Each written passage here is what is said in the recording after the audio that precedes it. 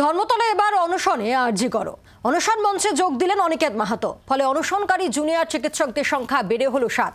যে 4 জন সিনিয়র চিকিৎসকদের নাম আপনাদেরকে জানাচ্ছি। আজ 24 ঘন্টার জন্য 4 জন সিনিয়র চিকিৎসক তারাও অনশনে। সেই 4 জন চিকিৎসকের নামও আপনাদেরকে আমরা জানাচ্ছি।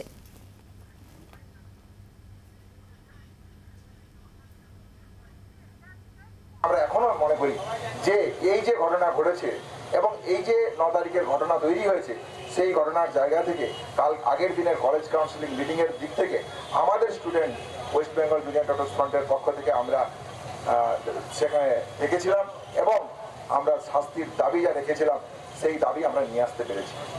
এটা একটা আন্দোলনের বড় অগ্রগতির পথে একটা বড় ধাপ। আমরা যে জায়গাটা বলে যেতে পেরেছি যে 9 তারিখের ঘটনায় প্রত্যক্ষ পরোক্ষভাবে এই 10 জনের যে তালিকা উঠে এসছে, সেই তালিকাকে গভীরভাবে দেখার প্রয়োজন আছে।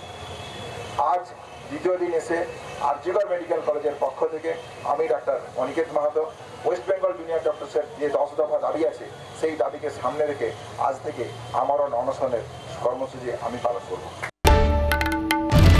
বাংলার আওয়াজ, বাঙালির আবেগ, জি 24 ঘন্টা।